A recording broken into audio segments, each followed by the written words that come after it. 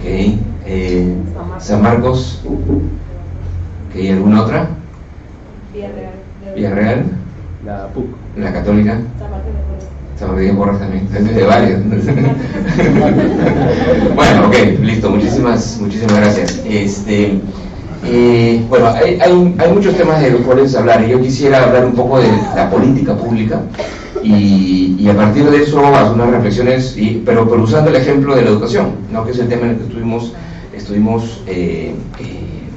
comprometidos. Bueno, estamos comprometidos, pero tuvimos además el honor de poder servir desde el Estado, ¿no?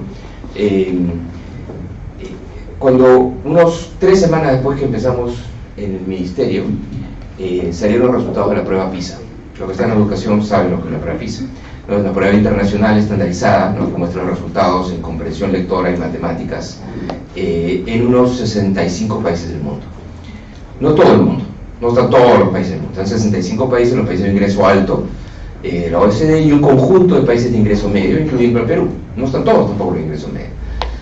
Pero justo salieron los resultados de esa prueba PISA y Perú era último, no era en el 10% inferior, no estaba entre los últimos, no, era último. Entonces para la prensa también, y para muchos de los que ven por ahí, era último del mundo. Bueno, en verdad no era último del mundo, ¿no? Porque tenemos un montón de países de ingreso bajo que ni siquiera participan en esa prueba. Y distintos países han tenido ese problema, tener los resultados de esta prueba internacional y mostrar que sus sistemas educativos no están bien. Y las reacciones han sido muy distintas, ¿no? En algunos casos los países han dicho: me voy, ya no quiero participar, ¿no? Bolivia ya no participa en PISA. India también salió muy mal en un momento y dijo: me voy, yo no quiero participar, esa prueba no es importante para nosotros. Pero, y hay muchas cosas que uno puede decir: no, que es una prueba internacional, no necesariamente refleja las particularidades culturales de nuestro país, ¿no? Y no, es una prueba si sabes matemáticas, si sabes comprender lo que lees, ¿no? Y usualmente las pruebas se trabajan con equipos nacionales y están adaptadas también, cuando lo que es necesario, a las particularidades del país, en el idioma correcto. Entonces eso no es una buena excusa. Entonces uno podría haber salido del asunto y decir: no, esa prueba en verdad no es importante para nosotros. También podríamos haber dicho: pero en verdad el Perú mejoró, y lo cual es cierto. Si uno comparaba los puntajes de esa prueba PISA en el año 2012, con los 3 años anteriores, el Perú era uno de los que había mejorado más de distintos países del mundo. Pero bueno, otros países habían mejorado más todavía. O sea, había mejorado mucho el Perú, pero otros habían mejorado más rápido, estaba más arriba, y bueno, en el ranking, Perú estaba último.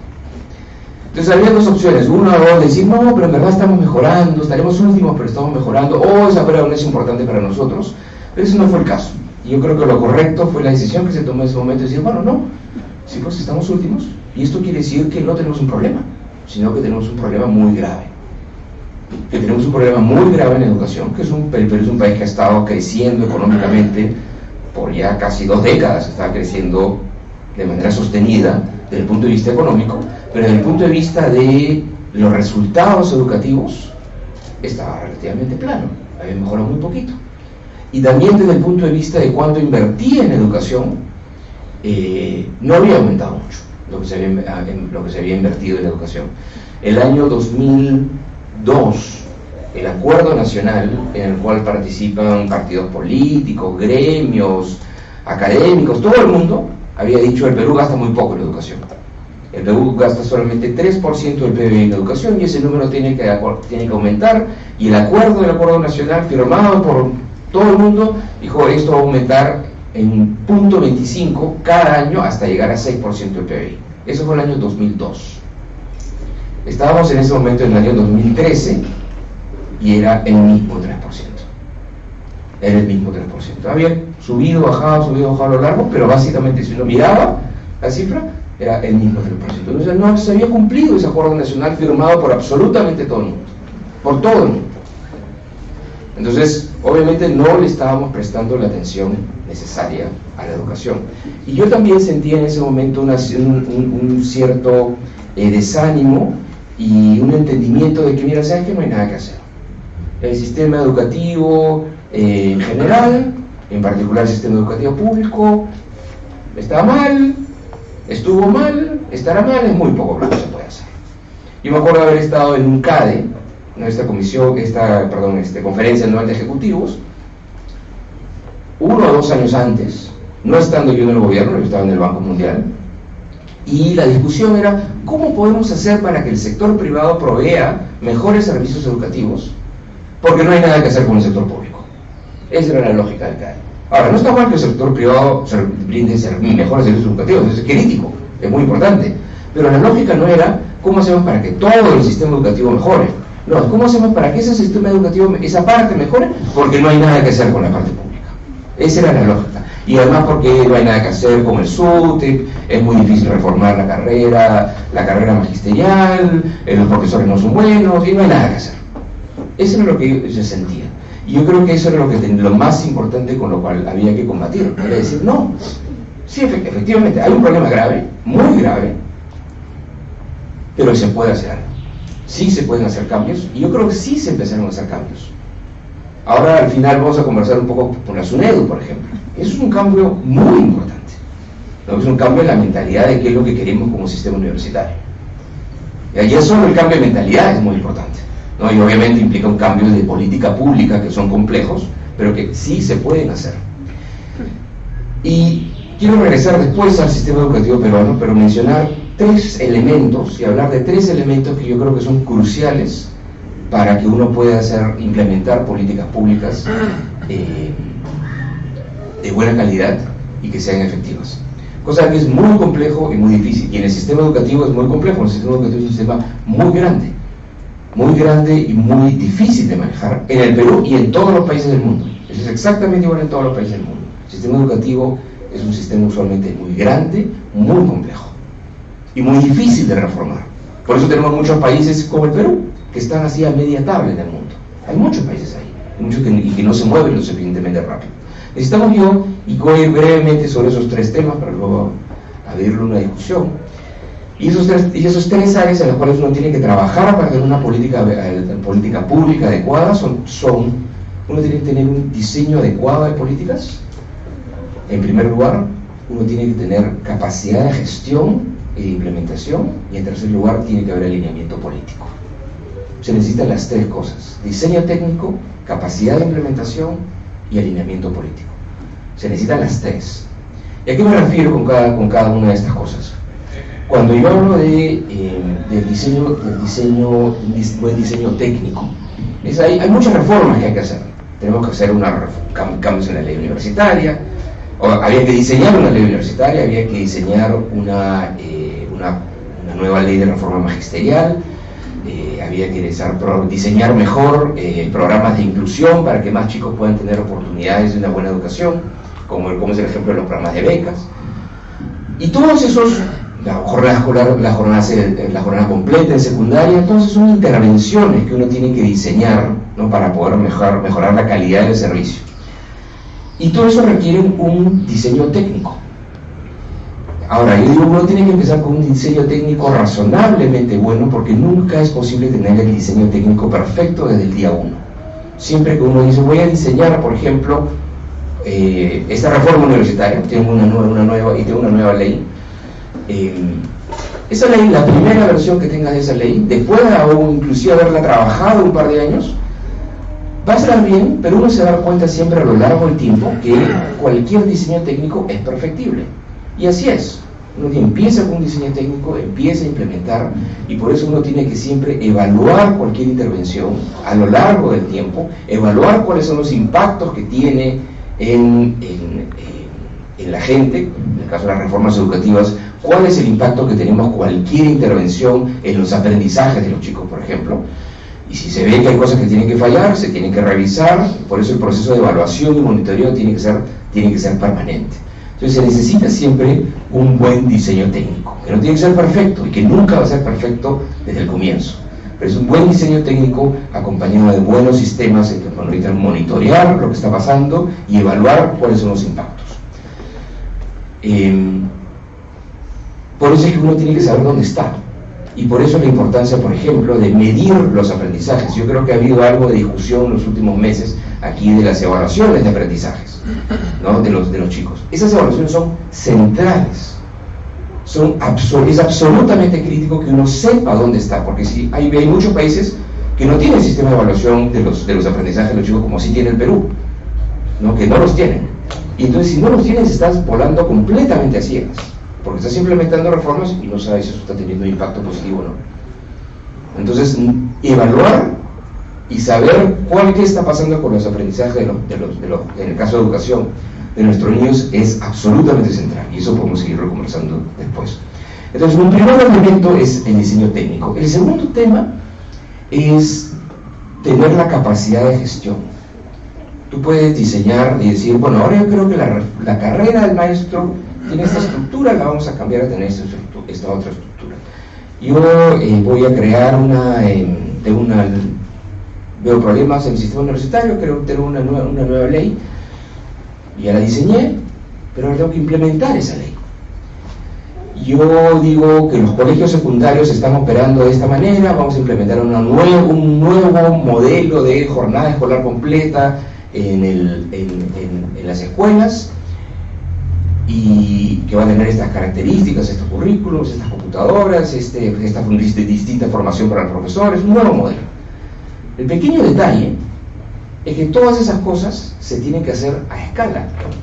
Yo puedo saber bien cómo opera una escuela.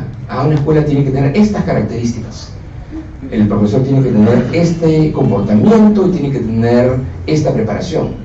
Los insumos que necesito en términos de infraestructura, en términos de materiales, son estos. Puedo saber bien cómo pasa para una escuela. El pequeño detalle es que eso no me sirve de mucho, si yo no lo puedo hacer en las 52.000 escuelas que hay de Perú. Y acuérdense que es el sistema educativo peruano, y acuérdense, el Perú es un país mediano. El Perú no es la India, que tiene 1.200 millones de habitantes. El Perú no es Nigeria, que tiene 220 millones de habitantes. No es México, que tiene 100. Nosotros tenemos 30. Es un país mediano.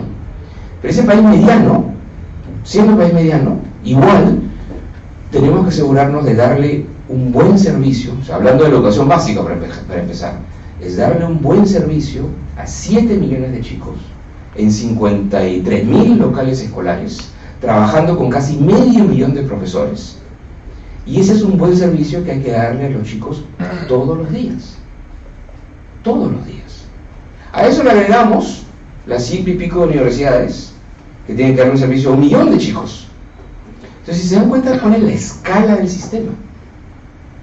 ¿Cuál es la escala del sistema? Si nos regresamos solamente a la parte pública, en la educación básica, estamos diciendo que ese Ministerio de Educación, trabajando con las direcciones regionales en cada una de las regiones del país, tiene que darle un servicio, ¿no?, a millones de chicos todos los días, trabajando con cientos de miles de profesores. Eso es muy complejo. Y además, piensen cuál es el servicio que se está dando para entender lo complicado que es, ¿no? En la actividad económica hay muchas cosas que se hacen, se producen muchas cosas, se dan muchos tipos de servicios. El servicio educativo es uno de los servicios más difíciles de dar, porque finalmente, ¿qué es lo que le estás dando a ese chico? Le tienes que dar a ese chico, a lo largo de un servicio que dura 11 años, que quieres que dure 12 años, no quieres que el chico deserte, es un servicio en el cual le tienes que dar habilidades y competencias para que pueda luego desarrollarse profesionalmente en la vida y ser feliz. Ese es el servicio. Eso es bien difícil. Cualquier otro servicio en cualquier otra parte de la economía del país me suena bastante más sencillo. Ese es un servicio muy difícil, pero eso y los que están acá en la educación que levantaron la mano, esa es su responsabilidad. Esa es su responsabilidad, que esos chicos con los cuales ustedes van a estar trabajando todos los días, ¿no?, y el colegio va a estar trabajando durante 11 años, lo que le están dando es un servicio que consiste en darle las habilidades, las competencias, los valores para que sean felices. Y si no le dan eso, han fallado.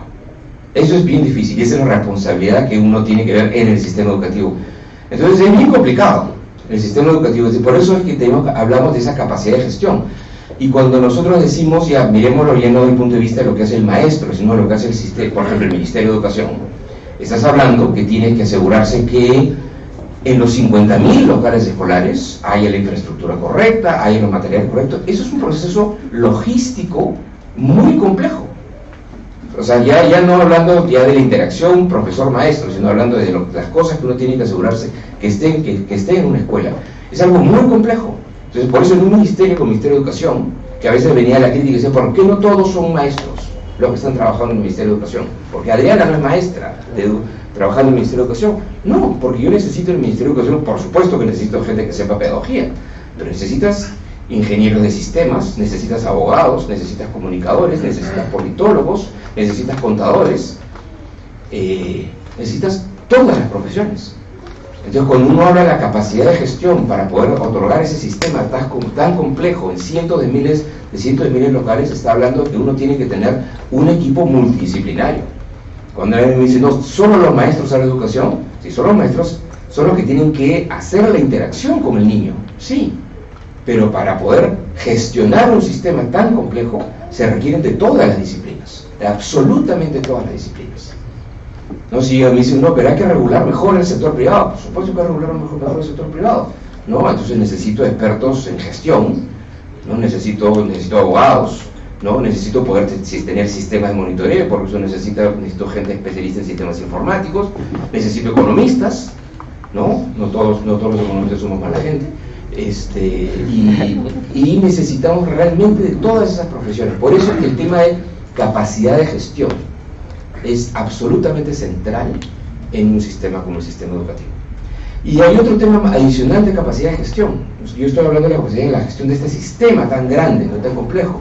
El otro tema de capacidad de gestión es la gestión de la escuela.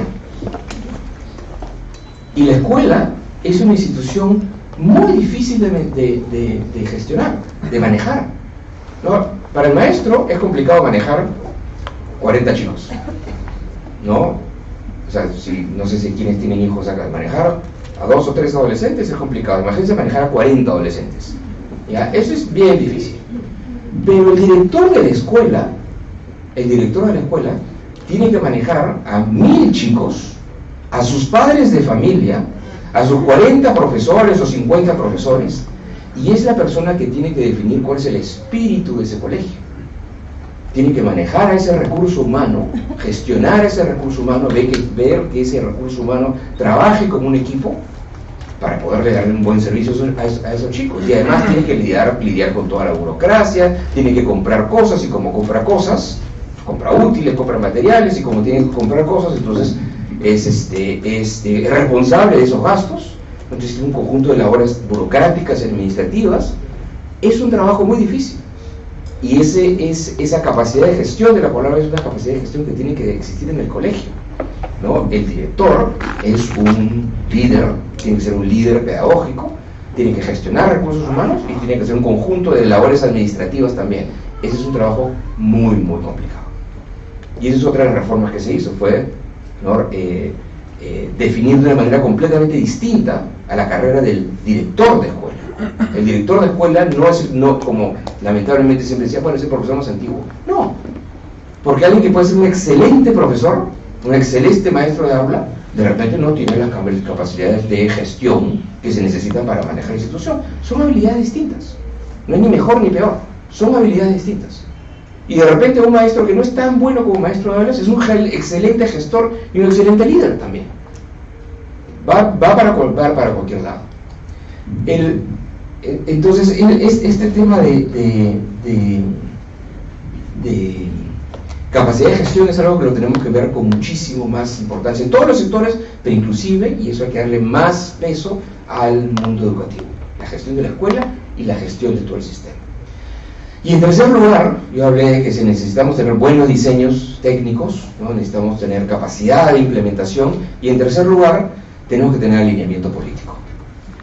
¿No? ¿Y por qué tenemos que tener alineamiento político? Otra vez, en el sistema educativo entran los intereses de mucha gente, ¿no? ¿Por qué? Porque están todos, en primer lugar, y es lo que debe primar, es el interés y el bienestar de los niños y de los jóvenes que están en el sistema.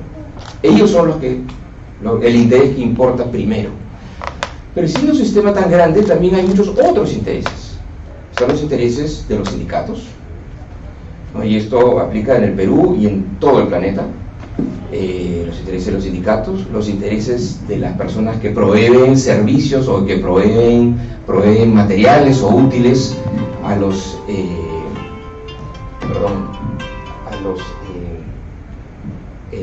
al sistema educativo, por ejemplo, y estamos hablando de otra vez, es un sistema muy grande, entonces estamos hablando de los proveedores de libros de texto, los proveedores de infraestructura, los proveedores de servicios alimenticios que tienen que ir a las escuelas, y todos estos actores tienen un interés muy grande en lo que está pasando en el sistema educativo. En el caso, por ejemplo, un caso que se menciona muchísimo en la literatura internacional es el caso de México, ¿no? En el cual tienes un sindicato, bueno, las cosas han ido cambiando a lo largo del tiempo, pero durante muchísimas décadas se tenía un sindicato muy fuerte, tan fuerte, ¿no?, que lograba no solamente que un maestro nunca pudiera ser pasible de ningún tipo de evaluación. El maestro era dueño de su plaza, una plaza específica en un colegio, y no solo eso, podía heredar esa plaza a su hijo. Era dueño de esa plaza casi de manera intertemporal. Entonces uno decía, ¿el interés de quién importa acá? Está primando el interés de ese maestro y de sus hijos, que bueno, es importante su interés, pero en verdad lo que me interesa a mí me interesa ese maestro en la medida que él va a influenciar o ella va a influenciar la vida de un niño. Entonces yo tengo que saber a quién contrato como maestro, yo tengo que poder ver si ese maestro le está yendo bien o le está yendo mal en su labor fundamental, que es influenciar la vida de los niños. Entonces ahí teníamos un sindicato y un sistema en general de gestión del recurso humano que no estaba en función del aprendizaje. No tenía nada que ver con el aprendizaje era un detalle accesorio. Era, digamos, un sistema que definía las reglas de empleo de los maestros, completamente divorciados de los aprendizajes. Una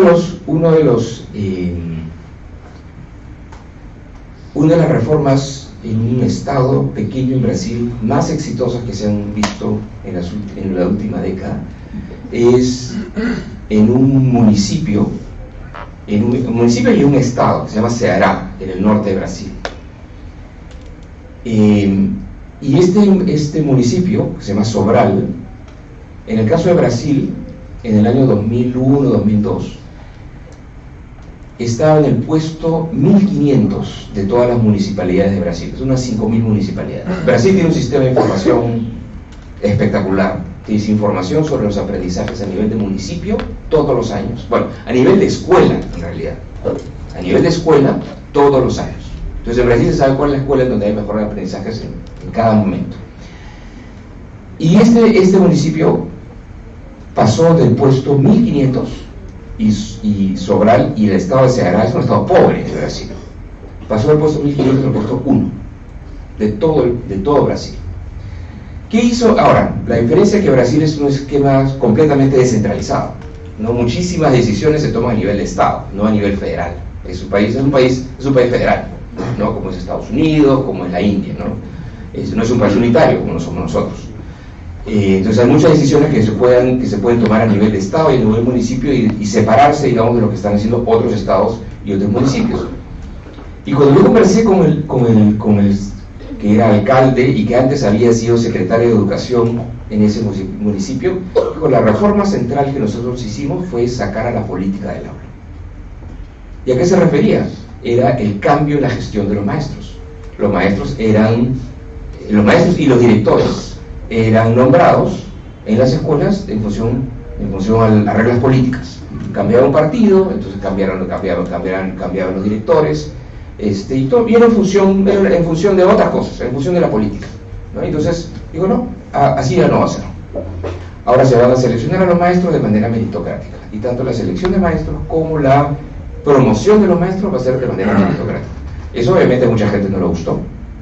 Y por otro lado, además, ¿no? Invirtieron mucho también en apoyo de la formación de los maestros y en mejorar la calidad de la infraestructura de las escuelas. O sea, no es que solamente hicieron ese cambio, pero para ellos ese fue el cambio fundamental: introducir meritocracia. Era sacar a la política del aula, y tuvo un éxito muy grande. Ahora, empezó con los directores, y luego los directores pasaron a los maestros. Y así como existían los intereses de los sindicatos, que en algunos países está divorciado el tema de la gestión del recurso humano, divorciado del aprendizaje, que es la razón por la cual estamos sentados nosotros acá, en verdad. Esa es la única razón por la que estamos acá, en particular la gente que está en educación, pero en verdad todos, ¿no? Es el aprendizaje de los chicos. Y en verdad, bueno, nosotros estamos, y ustedes están acá, Aldo, Ernesto, el aprendizaje de los chicos universitarios, es lo mismo, es la razón por la cual estamos acá. Y entonces el punto central es lograr que todos los actores estén alineados. El otro gran ejemplo no es, y nosotros lo vivimos claramente, no es que, por ejemplo, en el caso de las universidades, tenemos universidades de calidad muy heterogénea, y entonces había que regularlos, ¿no? Suena bastante razonable, ¿no? Pero obviamente si tú eres una universidad de mala calidad o de calidad regular, ahí yo no quiero que nadie me mire. Así de sencillo. Entonces yo voy a oponer, ¿no?, a cualquier iniciativa que implica que haya alguien que me mire y que me regule. Entonces eso, la existencia, ¿no?, de intereses, ya sea privados, de intereses de determinados grupos, en muchos países vemos también intereses, por ejemplo, de proveedores privados. Un ejemplo muy interesante que tenemos ahora, en el cual se está haciendo una reforma muy compleja, es en Egipto. Egipto tiene un sistema educativo, o tenía, bueno, se está cambiando, con problemas de calidad, ¿no? La característica central de la graduación de los chicos de secundaria era un examen al final del último año de secundaria, que era el que definía si aprobaban la secundaria y además definía a qué universidad podías entrar. Pero este era un examen que era un examen completamente memorístico. Supuestamente reflejaba las distintas partes del currículo, ¿no? Pero había, digamos, una tradición de décadas, ¿no?, del tipo de preguntas que existían, y se sabían cuáles eran las respuestas de grupos de preguntas, y había una industria muy grande de tutores privados que preparaban a los chicos para ese examen, ¿no? Y justamente lo que gestionaban eran que las preguntas no cambiaran mucho, ¿no?, de tal manera que podían hacer que los chicos memorizaran las preguntas. Inclusive este examen tenía ensayos, pero los ensayos no eran de, ok, te voy a dar el ensayo, puede ser de cualquier cosa, ¿no?, y tú tienes que escribir. No, los ensayos había una lista de unas 10 temas de esos ensayos. Entonces, básicamente, estos tutores privados, estas instituciones que de tutoría privada, lo que hacían era hacer que los chicos memorizaran, ¿no?, los 10 ensayos, de tal manera que si de cualquiera les tocaba, ya podían escribir el ensayo que les tocaba. ¿Qué hizo el ministro? Dijo, bueno, vamos a cambiar el sistema de evaluación. Y el nuevo sistema de evaluación va a ser a través de un tablet, y el tablet va a hacer preguntas que requieran entendimiento. Entonces van a ser solamente de matemáticas, pero cosas que puede ser cualquier cosa, y además dijo, va a ser libro abierto, lo que se llama open book en inglés. O sea, cuando haces el examen puedes hacer todos los libros que quieras, ¿ya? Porque las preguntas son tales que requieren reflexión, y como se hacen a través en una tablet, se hacen electrónicamente, ya no sabes quién va a corregir ese examen. Ese examen se corrige centralmente y puede ser corregido por cualquier persona. Bueno, hay un grupo, digamos, de maestros del ministerio que iban a hacer, y en las distintas regiones que iban a corregir ese examen. Entonces, ¿quién lo quiso con eso? Le mató el negocio de esos tutores privados. Dijo, no, ahora yo no quiero que la educación sea para memorizar cosas. Quiero que la educación sea para que los chicos tengan determinadas competencias, y ese examen va a definir si tienen o no tienen esas competencias, ¿no? Era más cercano a PISA, digamos, que es comprensión lectora, que es aritmética, y eran ensayos mucho más libres. Y al decir que esto es libro abierto, entonces ya no tienes que memorizarte nada, porque puedes poner todos los materiales que quieras en el momento que haces el examen. Obviamente, ¿quién se opuso a esta reforma? Quien se estaba oponiendo a esa reforma es esta millonaria industria de tutoría privada, porque ya les quitas ese negocio, ya son absolutamente irrelevantes. Entonces, y eso fue lo que, digamos, habían parado además muchos intentos de reformas antes. Entonces, el ejemplo que quiero dar con ese ejemplo es lo que decía en México, con ese ejemplo que yo de los sindicatos, el ejemplo que le estoy dando de la industria de tutoría privada en Egipto, es que las reformas a veces en el sector educativo no van a tener resistencias porque puede que alguien pierda, y por eso es que es clave el alineamiento político, y es clave el alineamiento político de los padres de familia, de los maestros, del gobierno, y cuando habla del gobierno habla del legislativo y de ejecutivo, y que todos digan, bueno, ¿cuáles son las reformas que tenemos que hacer en función al bienestar de los niños y los jóvenes? O sea, tiene que ser una lógica, digamos, de tener un objetivo común.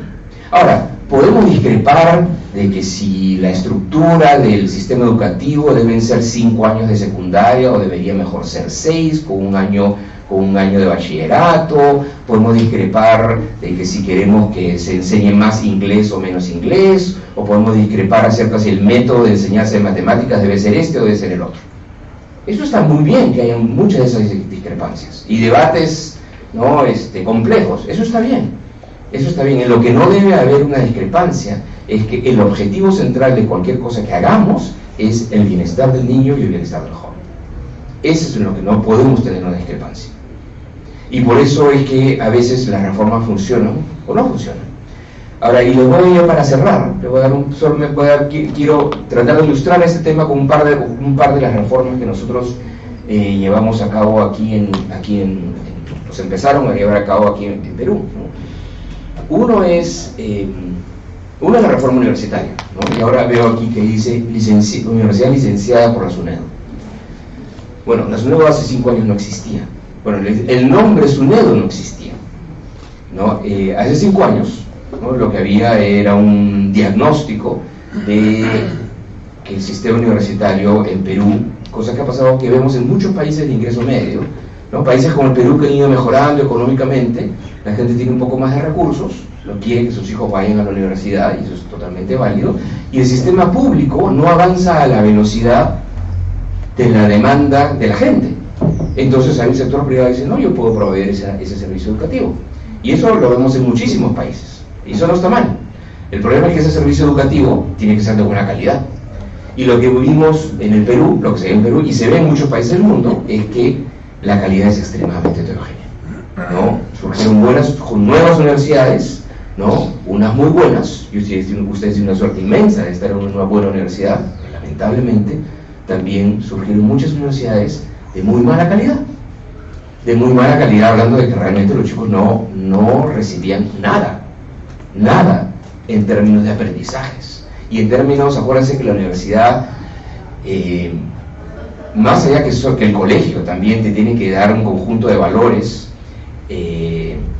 más allá de las matemáticas y de las ciencias y de poder leer y entender bien, la universidad está formando ciudadanos, y la universidad está formando ciudadanos comprometidos con el desarrollo del país, no solamente está formando profesionales. Entonces nos importa muchísimo lo que las universidades esté dando a un joven entre los 18 y 23 años más o menos, que son años absolutamente cruciales en la formación de una persona. Entonces esa calidad importa muchísimo, y yo creo que fue una excelente decisión el decir, bueno, nos importa esa calidad, y como nos importa esa calidad, tenemos que definir un sistema regulatorio que nos permita ver si es que el servicio que están dando las universidades es de buena calidad o no. Y eso fue lo que hizo la ley universitaria, ¿no? Y por eso cambió cómo es que se elegían a los directores de las universidades públicas, a los rectores de las universidades públicas, cosa que era absolutamente fundamental para asegurarnos de tener las mejores autoridades posibles. Obligaba también a que el ministerio empiece a invertir más en las universidades públicas, y generó un sistema regulatorio que es la SUNEDO, que decía, bueno, hay estándares mínimos de calidad y todas las universidades tienen que cumplir con esos estándares mínimos de calidad, ¿no? Y las que no cumplan, bueno, tienen un tiempo para mejorarlas. Está bien, o sea, la intención no es cerrar universidades, tienen un tiempo para mejorarlas, gracias. Bueno, y las que no tendrán que dejar de dar el servicio. Las que no mejoren tendrán que dejar de dar el servicio. A mí me preguntaba mucho al comienzo, bueno, ¿cuál es el plan del ministerio? ¿Cuántas universidades va a cerrar? ¿Cuántas universidades va a cerrar? O sea, bueno, yo espero que no cierre ninguna, ¿no? Porque si hay alguna que no está cumpliendo con los estándares de calidad necesarios, bueno, que los mejore. Y si los mejores no las tienen que cerrar, fantástico. No hay ningún objetivo de cerrar universidades. Lo que sí hay un objetivo es de asegurarse que todas las universidades cumplan con un estándar mínimo de calidad. Eso sí es absolutamente central. Y mucha gente decía, pero no, pero que el mercado lo decida, ¿no? Si es que la universidad es mala, entonces, bueno, el chico ya no va a ir, pues no, los jóvenes y las familias, ¿no? Van a saber que la universidad no es buena de buena calidad, entonces ya no van a ir. Y eso es mentira. Por muchas razones es mentira. En primer lugar, porque hay lo que en economía se llama una asimetría de la información, ¿no? Si yo soy la universidad, yo sé qué educación te estoy dando. Yo sé qué educación te estoy dando. Pero yo al mismo tiempo que sé que eso, yo también puedo tener una excelente campaña de marketing y decirte que mi universidad es fantástica, que tiene los mejores profesores del mundo, y que tiene una infraestructura fantástica y que la vas a pasar muy bien. Y tú como joven, tú no sabes si realmente eso es cierto o no. Y si apuestas, a diferencia de cualquier otro servicio, si tú vas a un restaurante, no te gustó, bueno, no vuelves a ir, pues. Y se acabó. Efectivamente, no hay que regular a los restaurantes, excepto por servicio, por la higiene del restaurante, sí, eso sí hay que regularlo. Aparte de eso, bueno, si la comida es fea, la gente no va a ir, se acabó. Pero te puedes equivocar una vez y listo. Si acá te equivocas, te puedes demorar 5 años en equivocarte. Y si te demoras 5 años en equivocarte, nadie te va a devolver esos 5 años. Aun cuando te devolvieran la plata, nadie te va a devolver ese tiempo. Y ese tiempo perdido es un tiempo que tú no vas a recuperar nunca. Entonces esa asimetría de información, eso es algo, inclusive basta un análisis económico relativamente sencillo para demostrar que efectivamente eso tiene que ser regulado, ¿no? Porque no existe la información perfecta. Ahora, hay mucho que hacer con la información y efectivamente eso se ha avanzado también.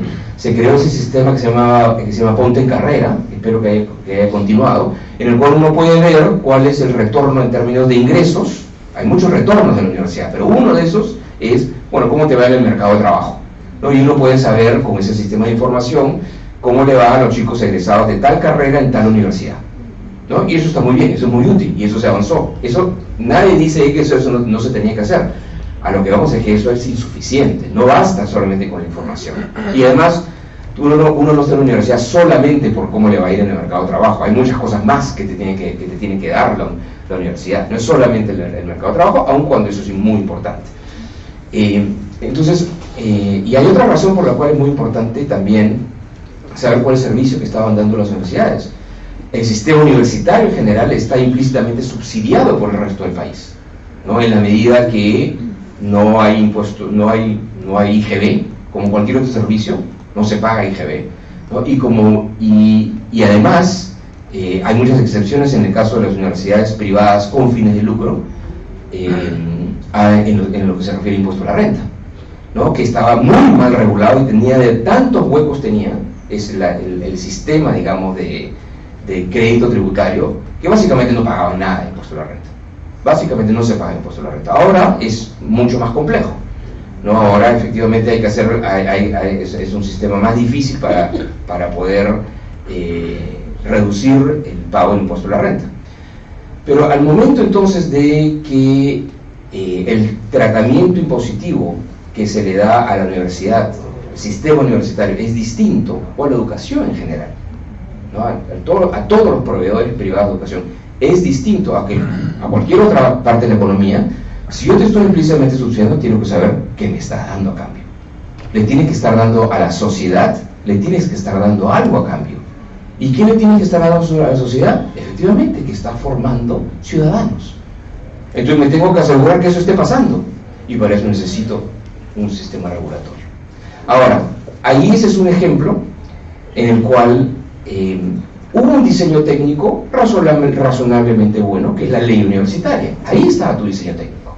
Ahora, ¿es perfectible? Por supuesto que es perfectible, y es normal que sea perfectible si tienes un diseño tan complejo. Es una ley muy grande, con muchísimos detalles. Pues es normal que esa ley se tenga que ir revisando a lo largo de los años y las décadas para que se vaya adaptando a las necesidades del sistema y corrigiendo cosas que requieren corrección. Pero había un diseño razonablemente bueno. Entonces, había lo primero, la primera condición que le decía, un buen diseño técnico. Segundo, capacidad de implementación. Y ahí fue algo que se creó de la nada. Lo que existía la ANR, que como sabemos, básicamente dejó que se crearan muchísimas universidades de mala calidad. Entonces había que básicamente partir de cero y crear una institucionalidad nueva como era la SUNEDO. Lo único que se utilizó de la ANR fue el local.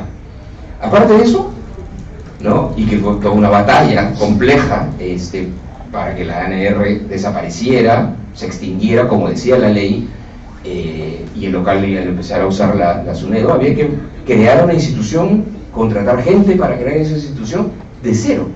O sea, vimos por el momento en el cual la persona a la cual contratamos para empezar a hacer todos los procesos de organización y gestión, lo primero hizo fue ir a sacar un RUC para crear la SUNEDO, porque necesitaba un RUC para poder comprar papel.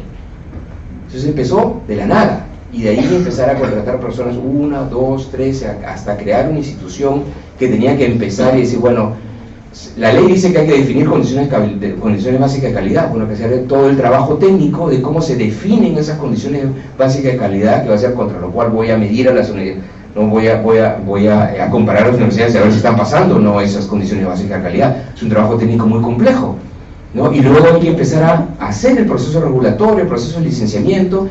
Se tuvo que crear esa nueva capacidad de gestión y se hizo perfectible, obviamente, pero eso se fue avanzando. Y el tercer punto es alineamiento político. Y la pregunta es, ¿había el alineamiento político? ¿Sí o no? Y ahí era mucho más compleja la respuesta, ¿no? Obviamente al comienzo no había tanto alineamiento político. Acuérdense que esta es una ley, la ley universitaria pasó por 10 votos, ¿no? En un momento en el cual en el gobierno anterior, ¿no? Era relativamente más fácil, ¿no? Pasar algunas leyes, ¿no? con cierta mayoría, no una mayoría muy grande, pero con cierta mayoría, porque el partido de gobierno tenía una mayor representación parlamentaria y tenía alianzas. Entonces en general era menos difícil. A pesar de eso, solamente hubieron 10 votos de diferencia, ¿no? Y hubo muchísimo lobby en el Congreso atacando la ley, en particular la parte privada de la ley, ¿no? Muchísimo lobby en el Congreso y muchísimos congresistas que sabemos que tenían representaciones o intereses directos en universidades. Eso lo hemos visto, y eso lo vemos en el Perú, y eso lo vemos en muchísimos países del mundo, ¿no? No es inusual que el sistema universitario esté muy bien representado en los congresos o en los parlamentos de los países, y por lo tanto eso hace difícil y complejo. Eso lo vemos mucho en Asia del Sur, por ejemplo, lo vemos mucho en India y en otros países de la región, que es difícil avanzar en este tipo de reformas porque son intereses que están muy bien representados políticamente. Ahora, en ese momento al menos, bueno, sí se logró pasar la ley. Finalmente, luego hubieron cuestionamientos, muchas judicializaciones, se fue al Tribunal Constitucional. El Tribunal Constitucional dijo que toda la ley era constitucional, excepto un artículo. Hubieron muchos intentos políticos, luego hubo cambio de gobierno, hubo más intentos políticos de tratar de quitarle peso a la SUNEDO o de cambiar la ley.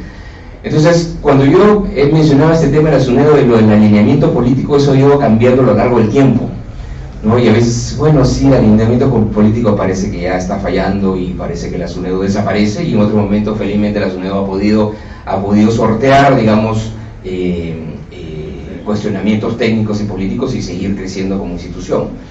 Y yo veo como un éxito, digamos, ¿no? En términos de la política pública peruana, ¿no? Que tengas un regulador consolidado, ¿no? Que tenga que ir mejorando en algunas cosas, obviamente, pero ha podido ya empezar, no solamente a que se han cerrado algunas universidades ya de mala calidad, pero además que otras universidades que estaban, digamos, no sé cómo decir, a media tabla, que empezaban a cerrar ellos mismos filiales, porque sabían que el servicio que estaban dando en esas filiales no era bueno. Eso que ya se dio hace como un año y medio, ya había empezado a pasar, eso ya era un éxito muy grande, porque ahí ya estaba pasando que procesos en los cuales, o espacios en los cuales se estaba dando mala educación, solos se estaban cerrando. Entonces hay chicos que estaban dejando de ser estafados, ya solamente por eso, por varias universidades que empezaron a cerrar filiales. Ya, eso ya era un éxito. Ahora que tengas ya universidades que efectivamente no han pasado el estándar mínimo y que tienen que cerrar, eso también es algo que ya es realmente el movernos en la dirección correcta. Entonces ahí ese es un ejemplo en el cual había un diseño técnico, tiene que ser perfectible, se tuvo que crear una capacidad de gestión y el alineamiento político ha sido complejo a lo largo del tiempo. Y otro ejemplo, ya para cerrar, que les quería mencionar, es la jornada escolar completa.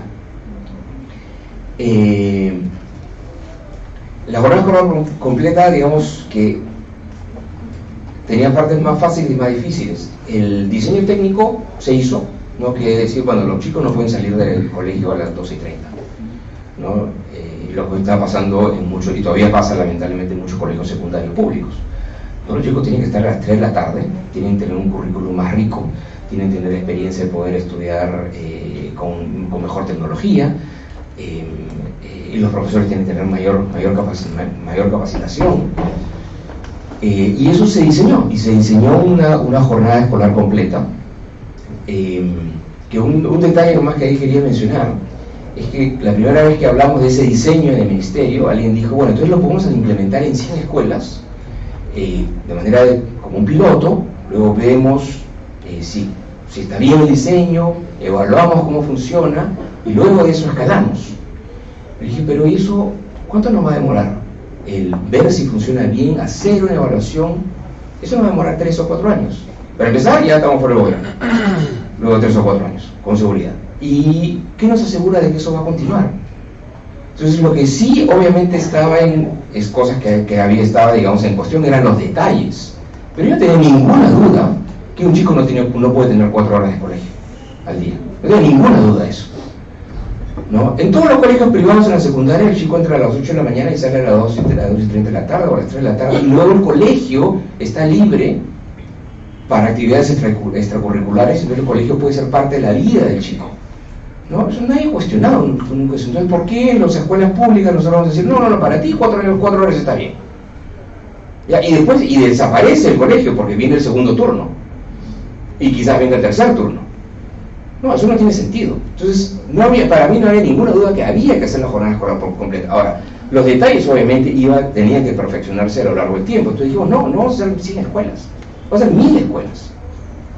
1000 escuelas, y luego vamos evaluando en lo que se llama un proceso de aprendizaje continuo, ¿no? y de evaluación continua de políticas, qué cosas están bien, qué cosas están mal, las cosas que están mal se van corrigiendo. Pero si se hicieron 1000 escuelas, y luego 600, y luego otras 600, ya tienen más de 2000 escuelas que tienen jornada escolar completa, eso tiene que continuar. ¿Por qué? Porque lo que a mí ya me empezaba a pasar cuando iba a visitar estas escuelas, en distintas partes del país, es que los que estaban afuera esperando eran los padres de familia de la otra escuela a la cual todavía no se había hecho la jornada escolar completa, y decían, ¿y cuándo yo? ¿Cuándo me toca a mí? Y eso está muy bien, porque ahí es cuando empiezas a tener el alineamiento político, porque los padres de familia dicen, oye, yo también quiero. ¿Por qué tienes jornada escolar completa en esta escuela secundaria y no en la otra? Claro, no podías hacer las 8000 al mismo tiempo, porque logísticamente es imposible y no había recursos para hacerle 8000. Efectivamente no se puede, pero como país tú tienes que tener un plan y decir, bueno, empiezo con esto y en 7 años cubriré todas las escuelas. Es la única manera de hacerlo. Ahora, ¿había alineamiento político? Sí, ¿no? Porque los padres de familia estaban de acuerdo, los maestros estaban de acuerdo, porque obviamente había que compensarlos mejor a los maestros porque iban a estar más horas en la escuela. Y felizmente hubo un alineamiento político en términos de recursos. Acuérdense, yo le dije que el Perú estaba gastando muy poco en educación. El Perú gastó 1 punto más del PBI. ¿Sí? El incremento de recursos en la educación fue muy grande, y parte era, por ejemplo, la jornada escolar completa. Entonces, había el diseño técnico, había el alineamiento político, y yo creo que lo más difícil ahí es la gestión. Es la capacidad de poder gestionar, que eso uno lo puede expandir a las 8000 escuelas secundarias del Perú y a los 2 millones de chicos que están en una escuela secundaria en el Perú.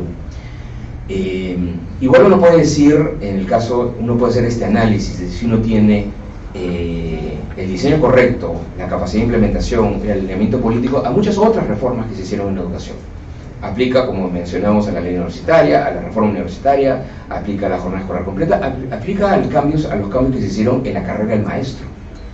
Algo muy importante, un cambio muy importante que se hizo en el Perú fue el cambiar la carrera de maestro a una carrera meritocrática, en el cual la selección de quién va a entrar como maestro a una escuela pública ahora es a través de un proceso de evaluación, ¿no?, que es transparente, ¿no?, y que es exigente y que nos permite ir mejor, asegurando, ¿no?, que la persona que entra a la carrera es la persona que tiene la capacitación correcta y la motivación correcta, ¿no? Ese es un cambio absolutamente fundamental.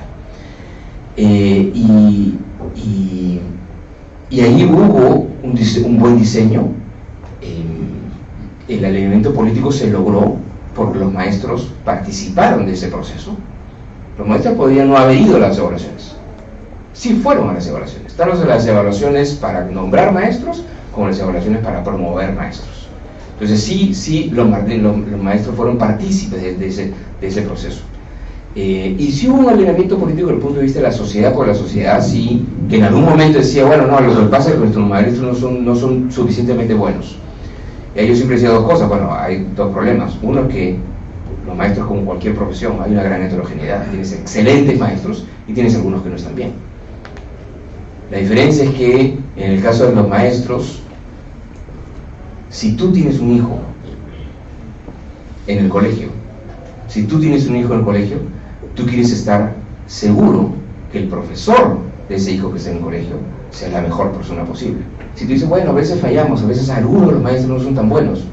Si dices, a veces algunos de los maestros no son tan buenos, tú quieres que ese sea el maestro de tu hijo. Tú no quieres eso. Ese es el punto central. Ese es el punto. Y eso es lo que permite alinear, ha permitido también alinear a la opinión en su conjunto, y pues es una reforma que ha ido avanzando. Y quiero cerrar con un último tema, que es el sentido de urgencia. A veces uno dice, bueno, los cambios en la educación toman tiempo, son complicados, ¿no? Sí, eso es cierto, toman tiempo, son complicados. Pero quiero regresar a la jornada escolar completa. Yo visité mucho las escuelas en las cuales se implementaba este cambio, ¿no? Los chicos que no salían a las 12, salían a las 3, tenían digamos, un servicio distinto, ¿no? La escuela se organizaba de una manera distinta. Y me acuerdo en Piura, si no me equivoco, era en Chulucanas, visitaba esa escuela y le preguntaba a todos los chicos, bueno, ¿y qué tal? ¿Les parece buena idea, ¿no?, la jornada escolar completa, ¿no? Bueno, están 2 o 3 horas más en el colegio, ¿no? Uno puede decir, bueno, no, ¿quién quiere estar 3 horas más en el colegio, no? Pero no, todos los chicos dicen, sí nos gusta, ¿no? Estamos más tiempo con los chicos, con nuestros amigos, los chicos aprendemos más. Pues la respuesta de todos los chicos, uniformemente, era siempre muy positiva. Pero un chico, estos chicos a veces un poco escépticos, me dijo, bueno, pues yo estoy en quinto y media. Eso está bien para los que están en primero y media, segundo y media, que ya van a tener una cosa distinta. Yo estoy en quinto y media, yo ya me voy. Para mí llegaron muy tarde. Y yo no tenía respuesta para ese chico.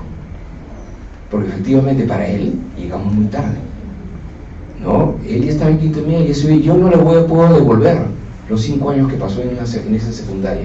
Si ahora yo le estaba diciendo, oye, mira, ahora la secundaria va a ser mejor, el colegio va a ser mejor, qué bien. Él con toda razón dijo, qué bien para ellos. Para mí llegaste muy tarde. Yo creo que ese es un excelente ejemplo, ¿no?, de ese sentido de urgencia.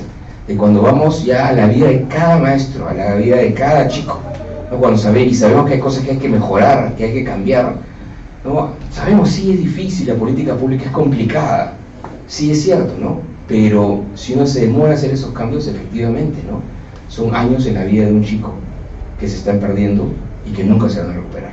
Por eso el trabajo que ustedes están haciendo acá en la universidad de formar jóvenes, por un lado, y además de formar a muchos jóvenes que van a tener que ver con el quehacer del sistema educativo, ya sea como maestros o ya sea involucrados de cualquier otra manera. Como decía, en educación hay espacio para todos, para todas las disciplinas, ¿no? Y aquellos que vayan a estar involucrados en política pública, ¿no? La responsabilidad que tienen, además luego de la formación que han podido tener estando en una universidad como esta, ¿no? Es una responsabilidad inmensa. Pero estoy seguro que todos vamos a poder avanzar y asumir esa responsabilidad en beneficio de todos nuestros niños y nuestros jóvenes. Muchas gracias.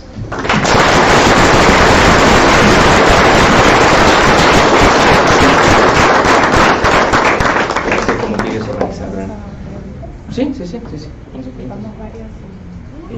Sí, mejor varias preguntas y juntamos. Perfecto. Bien, muchísimas gracias, Jaime. Vamos a abrir entonces el micro para algunas preguntas que ustedes tuvieran. Vamos a ir de 5 en 5. Entonces, acá hay una. Buenos días. Solo se pueden decir La pregunta. el nombre y dirección universitaria y su carrera. Ok. Buenos días, yo soy Ariane Calderón, estudiante de la Escuela de Psicología con los cursos selectivos en Psicología Educativa en la Universidad Antonio Cruz de Montoya. Mi pregunta es sobre esta convocatoria que hace el Ministerio también de pedir psicólogos educativos para algunos colegios, ¿no? Tengo entendido que eso lo hacen las UGELs, ¿no? De las unidades de gestión educativa, pero quisiera ver cómo se está, o sea, cuál es la implementación del psicólogo. O sea, el psicólogo educativo están pidiendo 1 o 2 para 500 alumnos, ¿no? ¿Cómo va esto o qué se espera más adelante? También quizás centros psicopedagógicos, porque ahora tenemos también los psicólogos educativos nos encontramos con los problemas del aprendizaje, con situaciones de violencia dentro de la comunidad educativa, ¿no? Tenemos que acompañar a los padres, acompañar al docente también, que está en estos años está sufriendo como muchos cambios. Entonces, ¿cuál es el plan para el psicólogo educativo en este tiempo?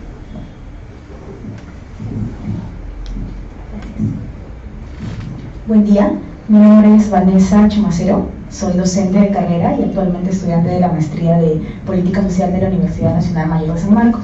Mi pregunta iba por el tema de actualmente tenemos en el mundo mucha innovación educativa, ¿no? Con programas bastante grandes, llámese Teach for All, por ejemplo, o Design for Change, que está fundado por Kiran, que estuvo la semana pasada en nuestro país, Kiran de la India. En ese sentido, mi pregunta va por el tema de en qué medida nuestro sistema educativo se encuentra apto y preparado para recibir ese tipo de innovaciones educativas, que si bien es cierto tienen buenos resultados en diferentes países, pero nuestro país, ¿cómo va ello? ¿Qué tal? ¿Nos encontramos realmente dispuestos y preparados para recibir ese tipo de información? Gracias.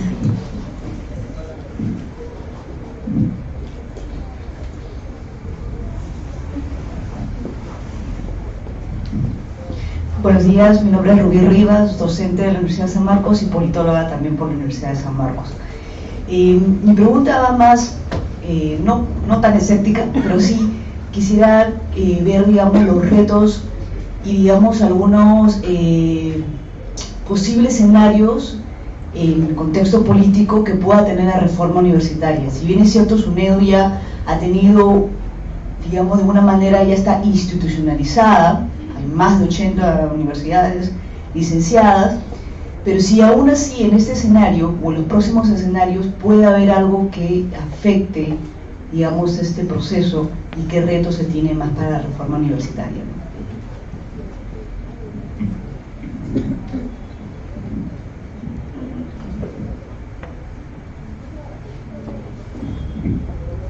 Buen día, mi nombre es Melissa Mesa, yo soy estudiante de la carrera de Educación Inicial de la Ruiz de Montoya.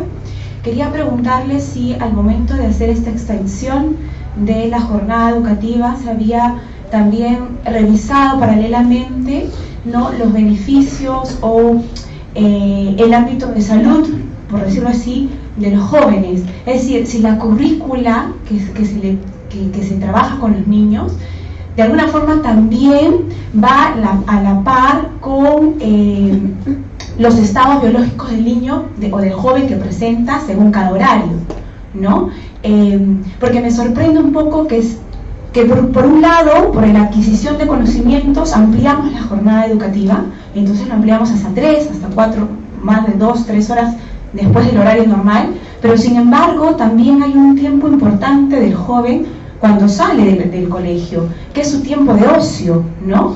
Entonces, de pronto me parece que hay una idea de que mientras más horas estás con un libro o más horas estás leyendo, ¿no? Es como que alcanzas un nivel superior de conocimiento, pero precisamente a veces el conocimiento está cuando uno hace una pausa después de una jornada de estudio, ¿no? Y también mirar cómo la currícula está ordenada de manera tal que le ayude al estudiante poder adquirir un conocimiento. No es lo mismo hacer física a las 12 del mediodía que hacer movimiento en la mañana cuando la temperatura corporal del ser humano está baja. Entonces esas cosas que ayudan a tener un mejor rendimiento, ¿se fueron considerados en su momento o todavía no?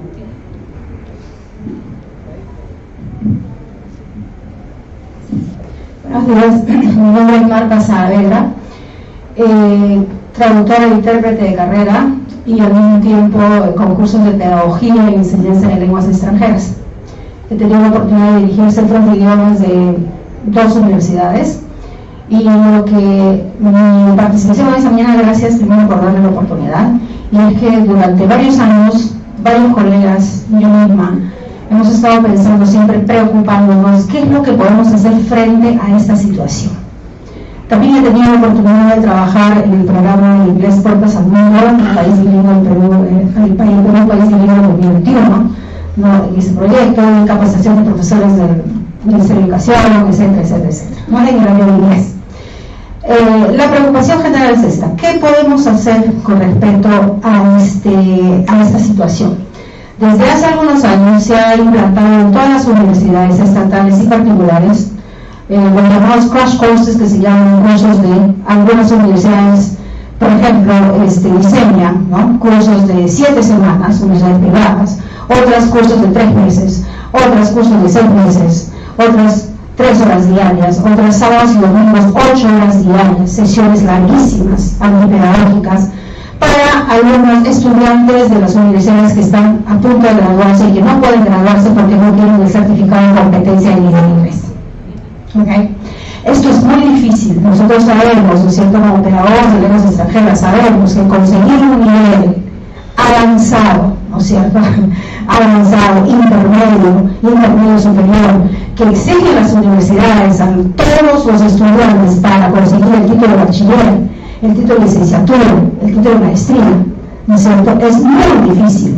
A nosotros como pedagogos de lenguas extranjeras nos tomó años para llegar, ¿no es cierto?, para lograr un nivel de inglés avanzado, un nivel de inglés intermedio superior.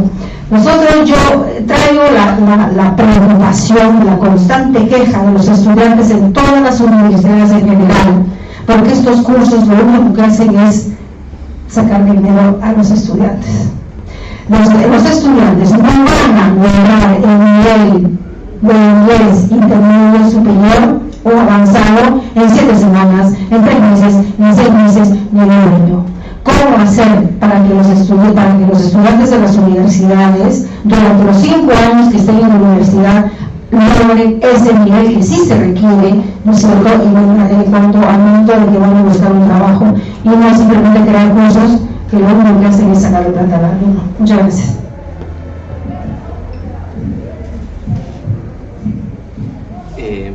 Adriana, ¿por qué no sabemos cuántas preguntas más hay? De tal manera vemos si hay un par de rondas más, una ronda más, o... Ok, pero por eso quería saber cuántas manos adicionales hay. 1, 2, 3. Ok, entonces mejor déjame responder estas y luego hacemos otra ronda, ¿ok? Porque si no ya son... Por acá hay varios temas muy distintos, entonces ¿se escucha bien aquí? ¿Sí? A ver, yo lo que sí no quiero abundar en temas que tienen que ver con la gestión de detalle, digamos, lo que está pasando en este momento, porque no lo manejo, y tampoco muchos temas políticos estrictamente como lo que tú mencionabas, pero déjame hacer algunas reflexiones en relación a lo que han preguntado. El tema de psicólogos educativos yo creo que es extremadamente importante, y el Perú ha avanzado muy poquito. Yo recuerdo una discusión en la cual a una congresista, estamos hablando del gobierno anterior, ¿no? Yo le decía, mira, en el Perú tenemos maestros y tenemos directores, pero una escuela, para que funcione, no le bastan maestros y directores, tiene que haber un conjunto de profesionales para que la escuela pueda operar, ¿no? Que va desde personas que tengan que ver con la parte de gestión, contabilidad, ¿no? Con la parte de la operación logística, del mantenimiento local, psicólogos, todos estos tipos de profesionales, ¿no? Y de esos tenemos 32.000 en el Perú, en las escuelas públicas, ¿sí? Me dijo, qué barbaridad, 32.000 burócratas. Y yo, sí, son 32.000 burócratas y eso debería multiplicarse por 10. Porque, a ver, haga las matemáticas, si tenemos 50.000 colegios, 32.000 burócratas entre 50.000 colegios, no queda ni un burócrata por colegio. Y yo necesito 5 por colegio. Por lo menos un psicólogo en cada de esos colegios. Y cuando llevamos un psicólogo a estos colegios, esas grandes unidades escolares que tienen 2.000 alumnos, entonces el director decía, bueno, qué bien, ministro, un psicólogo, pero son 2.000. ¿Qué me hago un psicólogo o una psicóloga? Pero ahí estamos partiendo lamentablemente de una base muy baja todavía, ¿no? Y yo creo que estamos avanzando, no sé cuáles los detalles de los últimos 2 años. Sí se avanzó en la contratación mucho de psicólogos, pero no es suficiente. Y ahí yo quiero hacer 2 reflexiones. Uno es que efectivamente los temas de violencia en la escuela, los temas de violencia de género en la escuela, la necesidad de apoyar al maestro, como tú decías, porque la labor del maestro puede ser muy cargada. ¿Sí? Un buen maestro se encarga de la salud emocional, inclusive, ¿no? De los 40 chicos con los que está trabajando. Y eso no es fácil. O sea, el buen maestro, si realmente está preocupado de sus 40 chicos, es un trabajo bien complicado. Bien complicado. Y por lo tanto el trabajo de los psicólogos es extremadamente importante. Yo creo que no está suficientemente reconocido todavía. Se ha avanzado, ha mejorado, pero yo creo que tiene que haber todavía un cambio grande, ¿no? En términos de decir, mira, yo necesito un psicólogo por cada X chicos, y por lo tanto en algunos colegios sí me basta con 1, en otros colegios necesito 5, ¿no? Dependiendo. Y yo creo que es un rol que se está reconociendo, pero en el cual hay mucho que avanzar. Y eso me lleva, como un ejemplo nada más, al tema de cuánto gastamos en educación, ¿ya? Y a veces tenemos, el Perú, como muchos países, tenemos todavía un reto muy grande de gasto en educación, ¿no? Y piensen en estos números. En los países de la OECD se gasta más o menos unos $8.000 por alumno. El promedio de América Latina, es un alumno en primaria, ¿okay? Para tener un mismo común. Es una persona que quieren entrar, se pueden arrimar porque se están congelando allá afuera, entonces se pueden entrar nomás. Y se gastan 8.000 en países de la OECD, 1.400 es el promedio de América Latina, 1.200 en Perú, más o menos, un poquito por debajo del promedio de América Latina. Ahora, en África es el número 200, por si acaso, $200 por alumno. ¿Ya? O sea, por si acaso hay que ubicarse también. ¿Ya? O sea, gastamos mucho menos que un país de la OECD, pero gastamos 6 veces más que un país de África subsahariana. ¿Ya? Ahora, claro, eso no es un consuelo, no es que como se dice, estamos bien con el 1.200. No, estamos muy mal con el 1.200 todavía.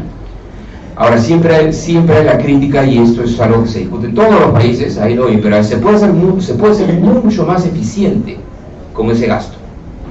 Y la respuesta es sí, probablemente siempre se puede ser mucho más eficiente con el gasto que uno tiene. Pero ¿cómo son más eficientes, por ejemplo, para la contratación de psicólogos? Yo no puedo hacer que ese psicólogo sea más eficiente si ya está trabajando con 1.000 chicos. No hay lugar a más eficiencia ahí. ¿Ya? Yo necesito más psicólogos, no hay magia, no hay ninguna magia. Esos psicólogos adicionales requieren mayores recursos. Mi cobertura de educación inicial en el Perú está en 80%, bueno, me falta 20%. Y no hay magia, ese 20% de chicos que no tienen ninguna oferta de educación inicial, tienen que tenerla. No hay lugar a eficiencia ahí. ¿no? Y la educación inicial no puede decir, bueno, que vayan al colegio de educación inicial que está más lejos. No, pues porque a un chiquito de 3 años o de 5 años no lo puedes hacer, no quieres que se demore 1 hora en llegar a su escuela. No, pues tiene que ser cerca. La secundaria puede ser más lejos, pero la inicial no, la inicial tiene que ser cerca. No hay magia, se necesitan más recursos. Y más recursos implica mayores impuestos. Tampoco hay magia. No es magia. Más recursos es o le quitas al otro sector y le quitas a salud, porque son los sectores grandes, ¿no? Educación es casi 20% del presupuesto público. Educación es un sector grande, es un sector macro, grande, es 1/5 del Estado. Entonces, no, pues, que le quites al sector producción, no es nada, no, es muy chiquito, no en términos de gasto público. Tendrías que quitarle a salud, no le puedes quitar a salud, no podemos quitarle a salud, ¿no? De repente la defensa, quizás, bueno, depende del país, ¿no? O sea, hay países que efectivamente tienen gastos en defensa inmensos, pero no está en la categoría de los países que tienen un gasto de eficiencia, en un gasto de defensa inmenso. O sea, no sé, es una pregunta muy política, muy complicada, eso no se mete. Pero si tienes, dado el tamaño del Estado, no sé en cuánto estará la recaudación, creo que estamos en menos de 15, ¿no? Ese es un tamaño del Estado pequeño todavía para poderle ofrecer un servicio decente a todos los chicos. Un servicio decente a todos los chicos. No alcanza con el 15% de recaudación. No es magia, entonces el Perú todavía tiene que gastar más por alumno. Estoy tomando el ejemplo de los psicólogos, pero hay muchos otros temas. Tienen que gastar más por alumno y eso implica mayores impuestos. Entonces ahí hay una ecuación que todos tenemos que interiorizar. Y eso tiene que ver también con el tema de innovación educativa. Y hay una reflexión nomás que yo quiero hacer, que es, yo creo que el Perú sí está preparado, ¿no?, para recibir o hacer innovaciones y, por ejemplo, incorporar más el uso de la tecnología, ¿no?, en el aula. Pero el punto central para mí, de todas esas innovaciones o el uso de tecnología, es que la tecnología o cualquier cosa que uno diga básicamente complementa la labor del maestro. La complementa. O sea, la tecnología puede ser fantástica, pero va a tener un impacto sobre los aprendizajes solo si el profesor está preparado para utilizar esa tecnología. Entonces, si no se hace una inversión en tecnología o innovaciones educativas que al mismo tiempo impliquen una mejor preparación del docente para que la pueda utilizar, entonces eso sería un gasto ineficiente. Entonces, el punto ahí en términos de la innovación es que hay que interiorizar siempre que la educación va a seguir siendo una actividad intensiva en la interacción humana. Va a ser intensiva, a diferencia de otros sectores que tú puedes decir, bueno, la robotización, la automatización, la cuarta revolución industrial, efectivamente se van a destruir empleos, sí, en algunos sectores eso es verdad, pero se van a crear en otros. Y uno de esos en los otros en los que se va a crear es en la educación, porque la educación va a seguir siendo intensiva en la interacción humana. Ahora, uno puede utilizar tecnología para que esa interacción sea más efectiva y el aprendizaje sea más rápido y más entretenido y más efectivo, sí, pero requiere de esa complementación con la inversión en la gente.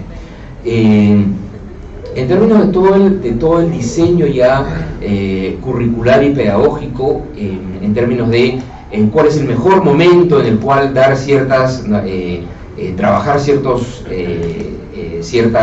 temas, ciertas áreas, ¿no?, y preocuparse, digamos, de la salud del joven. Ahí la única reflexión que yo quiero hacer es que en realidad la educación o lo que uno vive en la escuela es una experiencia, ¿no? Yo empecé diciendo, tenemos nosotros que medir bien cuáles son los resultados de los aprendizajes, ¿no? Y efectivamente tenemos que medir bien qué está pasando con la comprensión lectora de los chicos, qué está pasando con la habilidad de matemática de los chicos. Eso es muy importante. Y se enfatiza mucho en esas mediciones porque podemos medir mejor eso. Tenemos mejores tecnologías para medir eso. Pero lo que sí es cierto es que eso no nos debe de distraer del hecho de que la educación es una experiencia, que solamente una parte de esa experiencia es las matemáticas y la lectura y las ciencias y la historia, etc. Es una parte nada más, ¿no? En realidad lo que uno vive en el colegio es una experiencia de vida. Es una experiencia de vida en cosas, efectivamente, ¿no? Hay una combinación, no solamente hoy día de ocio, ¿no?, sino de distintas maneras de aprender. Y distintas maneras de aprender no es solamente en el aula con un libro, ¿no?, sino reflexionando, ¿no?, y pensando acerca de acerca de problemas y pensando acerca de cómo mejorar ciertas cosas en la interacción con los maestros y con los otros chicos. Entonces, sí es cierto que toda la definición de cómo implementar mejor, por ejemplo, la jornada escolar completa, no es solo un tema de la estructura curricular o de la malla curricular, sino es de tener una mejor idea de cuál es la experiencia que el chico está viviendo. Y por último, dos temas más. Sobre el tema de inglés, efectivamente, lo que mencionaba la señora de esto, lo que mencionaba como crash courses, ¿no? En 7 horas o en 3 meses, efectivamente, ahí no vas a aprender un idioma en 3 meses. Entonces, ahí hay mucho que reformar en el sentido que tiene que ser que los chicos empiezan a estar expuestos a un idioma nuevo desde el comienzo de que entran a la universidad. Y efectivamente le va a demorar probablemente varios años de esos 5 años en la universidad el adquirir cierto nivel de manejo de un idioma adicional, que no tiene que ser el inglés, ¿no? La ley hablaba de cualquier idioma. Ahora, sí, nosotros, me acuerdo en la época que yo tuve la suerte de estar en el ministerio, hubo un programa de inglés específico, ¿no? Yo creo que sí, eso es una muy buena idea, porque si hay 2 idiomas que van a ser vitales para que cualquiera de nosotros, cualquier joven, pueda interactuar en un mundo cada vez globalizado, cada vez más globalizado, y cada vez más integrado, y esa es una realidad ya hoy día. El saber inglés o saber chino es extremadamente importante, y yo creo que no saber un idioma adicional limita muchísimo, ¿no? Las posibilidades de ser un ciudadano del mundo, limita muchísimo. Yo creo que sí es muy importante, ¿no? Tener eso como objetivo. Ahora, lo que usted estaba mencionando, como se estaba solucionando, yo creo que eso son malas, simplemente malas opciones, ¿no? O sea, yo creo que en 1 año sí puedes lograr ya cierto manejo, en 7 semanas no, definitivamente no. No estás aprendiendo nada. Y por último, más que los escenarios de la reforma política, lo que sí quiero mencionar es el tema de los retos de la reforma universitaria. Yo creo que en realidad el trabajo de la SUNEDU es solamente un elemento más, ¿no? O sea, es el elemento de asegurarnos que hay un piso mínimo. Eso es, en realidad, eso es un paso cero. Eso no te lleva todavía a tener universidades peruanas entre las 500 mejores del mundo. Todavía no. Entonces, eso es, en realidad, o sea, hace un paso complejísimo, políticamente muy difícil e institucionalmente retador, pero eso es un paso cero.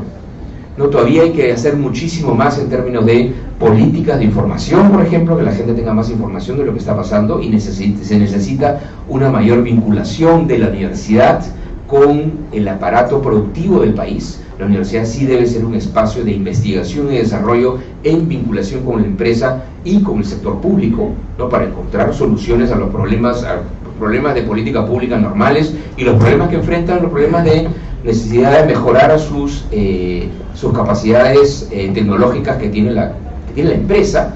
Eso es algo que se debe hacer en conjunto con la universidad. Y cuando digo la universidad, es que no es por un lado con universidades específicas, pero por otro lado tiene que haber una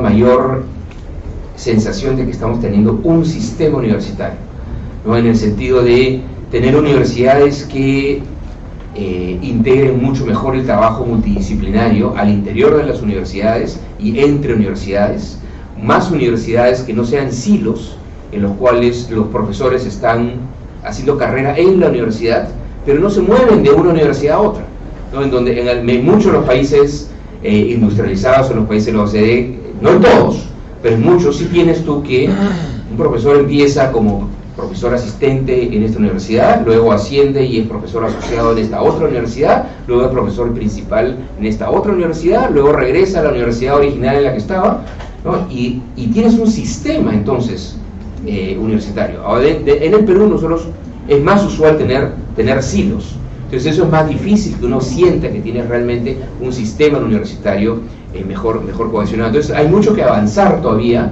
¿no? En términos de vinculaciones entre universidades, de trabajo multidisciplinario, de trabajo entre la universidad y el sector público para buscar soluciones. que lo hay, pero no es suficiente todavía.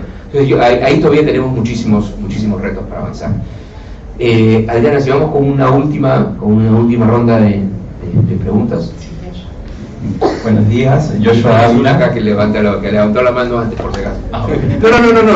Dale nomás siempre. Muchas gracias.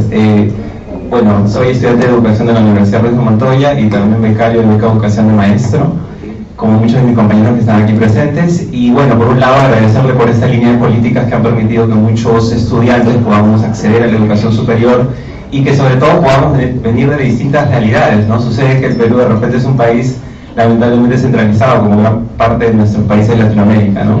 Entonces, ¿cómo ve usted este tema de la centralización, ¿no? Y cómo podemos buscar alternativas de solución? Hay muchos compañeros que también son de educación intercultural bilingüe, y eso nos interesa mucho porque hemos vivido la realidad de ciudades como Ayacucho, Huancayo, Chiclayo, al sur también, Puno, Cusco. Entonces queremos buscar por ahí alternativas que puedan potenciar, ¿no? Somos una universidad tal vez que se ha caracterizado por la interculturalidad y queremos saber un poco de cómo ve estas líneas para fomentar aún más la diversidad cultural dentro de las escuelas, que es muy importante. Gracias. Es que Edith estaba primero, después me cae a mí.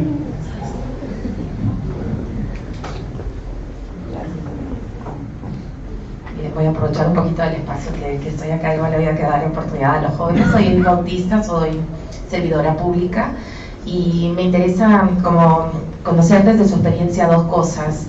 ¿Cuáles son las principales dificultades? Ha hablado acerca del alineamiento político como un ingrediente, digamos, especial para empujar reformas, pero ¿cuáles son esos principales obstáculos o trabas que tenemos al más alto nivel de decisión política para impulsar estas reformas, digamos? Por ahí tengo esa inquietud. Y luego el tema de ¿por qué no se sostienen las reformas? ¿Qué pasa en nuestro país que tenemos reformas intermitentes y justo en acolación al tema que nos comentaba de la SUNEDU, ¿no? Que empieza a tomar cuerpo, pero luego se cae en un profundo hoyo y se discute mucho como país? Y finalmente, ¿qué alternativas estamos viendo para estas zonas muy alejadas, tipo la Amazonía peruana, en términos de educación, que son muy dispersas? Yo visitaba, por ejemplo, Chapís y sus anexos, y uno tiene que hacer como hasta 8 o 12 horas vía fluvial para llegar a esos lugares. Entonces, ¿cuál es la alternativa de educación que como país le podemos ofrecer a ellos?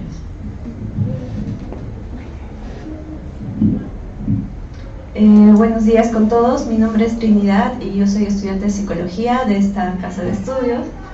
Primero, muchas gracias por estar presente en este espacio.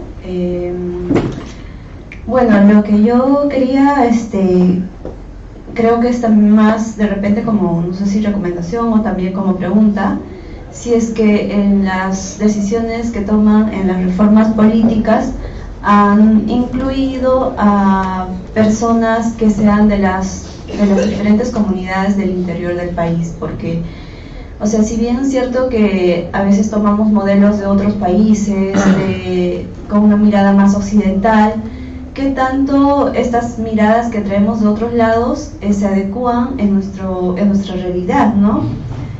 Porque yo soy de una comunidad de Cusco, ¿no? De Quispicanchis, y a lo largo de estos años he visto esto que, o sea, tenemos una mirada más de otros lados y que a veces, o que muchas veces no se han adecuado a la realidad misma de estos lugares, ¿no? Entonces, eso es lo que quería comentar y también hacerte la pregunta, ¿no? Tienes en el fondo. Allá y ya, con esas dos cerramos. Buenos días con todos, mi nombre es Emerson, soy de la carrera de Educación Intercultural Bilingüe. La pregunta más o menos lo quería enfocarlo a lo que es el egreso de los estudiantes que estamos con beca, es decir, desde el ministerio, ¿no? Desde que se planificó el programa, por ejemplo, de mi especialidad de Educación Intercultural Bilingüe, ¿no? ¿Cuáles han sido, cómo se ha pensado ver el egreso de los estudiantes? Es decir, Por ejemplo, la mayoría de mis compañeros que tengo acá en la universidad, y también tengo conocimiento de Cayetano, UCID, ¿no? De Peruana Unión, que ya egresaron, somos estudiantes que venimos de comunidades que no hemos tenido las posibilidades económicas para entrar a universidades privadas como esta, y no hemos tenido la oportunidad, y por eso siento agradecido, ¿no? Pero, o sea, ¿cómo se haya pensado para que nosotros como estudiantes egresemos con toda la documentación correspondiente, ¿no? Es decir, por ejemplo, tenemos entendido que nosotros, por ejemplo, si nos queremos postular a un puesto de trabajo, lo primero que nos piden es la licenciatura. Entonces, nuestra beca, por ejemplo, termina en diciembre, en mi caso, en mi promoción. Entonces, tengo que esperar hasta un año entero para conseguir trabajo. ¿Y dónde voy a vivir si no tengo familia acá? Entonces, ¿cómo voy a gestionar mis papeles si me doy forzado de regresarme a mi comunidad? Porque acá no tengo sustento económico, porque la beca se termina en diciembre. ¿Y qué medidas se ha tomado desde el ministerio cuando usted estaba como ministro, ¿no? Esa es la pregunta. Buenos días, mi nombre es Melissa Enríquez, soy politóloga y actualmente estoy trabajando en el Ministerio de Producción. Una de mis preguntas es, bueno, en términos de productividad, en el Perú es bajo y heterogéneo, y particularmente se debe por el empleo informal, los bajos niveles de innovación, entre otros factores más. Desde Produce se crearon los CITES, que son los Centros de Innovación Productiva y Transferencia Tecnológica, que además es el punto de encuentro entre el Estado, la academia y el sector privado. Mi pregunta es, ¿qué alternativas más podría ofrecer el Ministerio de Educación para potenciar e incrementar la productividad y competitividad en el país en materia de innovación y formación técnica superior?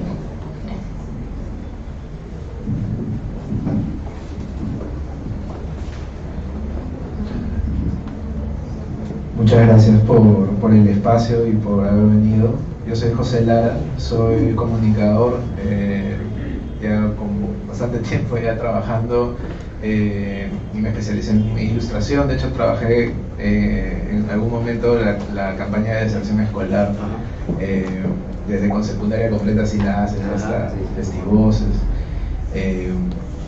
Y bueno, he sido parte de una beca hace poco del gobierno japonés, que me hizo ver varias cosas que complementaban, digamos, mi rol como comunicador en la sociedad, ¿no? O sea, he pasado por temas bastante comerciales en experiencia, pero ahora escuchando varias opiniones, y dentro de ellas la suya, veo un enfoque importante en la formación ciudadana.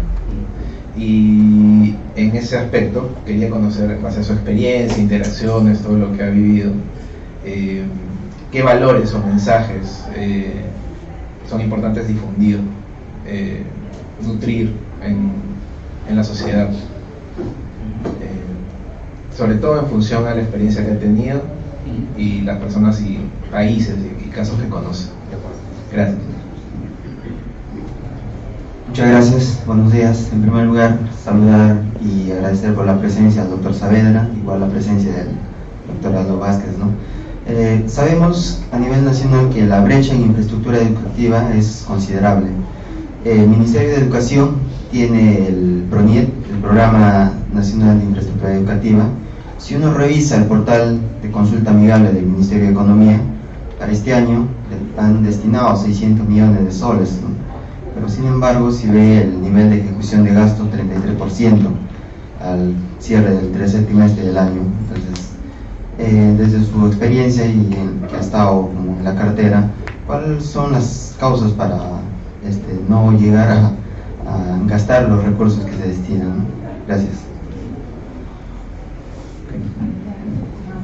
Aquí, y por el tiempo, vamos a tener que cerrar esta ronda de preguntas.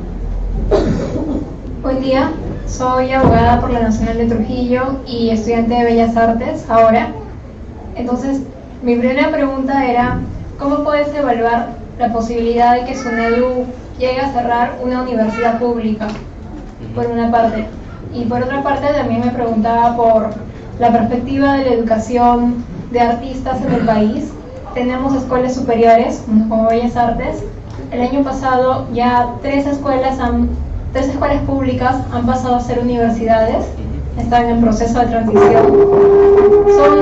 ¿Son estas casos aislados o es hacia donde la educación artística debería enfocarse, hacia convertirse en una universidad y dejar tan solo de proveer un conocimiento prácticamente manual a ver al arte en la educación como una potencia generadora de conocimiento y elevadora, no elevadora, sino transmisora también de saberes? Eso. Gracias. Tenemos espacio para dos preguntas más. Sí, pues voy a tener la respuesta va a ser más cortita. Pero... Ya. Buenos días, mi nombre es Leana Zúñiga, politóloga de la Ruiz de Montoya. A mí me gustaría solicitarle una reflexión sobre lo que en algún momento usted comentó, el sentido de urgencia en el marco de la elaboración de políticas públicas, pero aterrizando ya en el proceso de implementación de una política pública, ¿no? Cuando, por ejemplo, nosotros tenemos el sentido de urgencia de intervenir, pero en el proceso de implementación nos encontramos ya con un escenario de corte más técnico que, por ejemplo, nos obliga a elaborar herramientas de gestión mucho más técnicas para sustentar la decisión que hemos tomado al momento de elaborar una política pública, ¿no? Y a veces nos damos cuenta que la manera de elaborarla, que por lo general en un sentido bastante centralista, no permite aterrizar mejor las estrategias cuando ya intervenimos a nivel local, por ejemplo. Gracias. Hola, mi nombre es Doris, soy de la carrera EIB inicial. Mi pregunta va más a la capacidad de gestión escolar, pero en base a la carrera EIB. Sabemos que es una política en la cual se vino trabajando desde muchos años, pero contamos con especialistas EIB, aquí en el Perú con 20 especialistas en EIB, el cual hay un déficit. Además, vemos que en los centros escolares EIB, que son multigrados, contamos con directores que no cuentan con un perfil en base a los requisitos que se debe, o sea, la Minedu no ha trabajado en base al perfil del director EIB. Se sabe, como usted lo mencionó, que es muy importante el rol del director. Entonces mi pregunta va, ¿cómo y de qué manera se piensa trabajar en base a la gestión escolar EIB frente a esa realidad que el director mismo carece en base, digamos, a la lengua y a la formación? Gracias. Dejo usar este formita, si me pasas este mejor.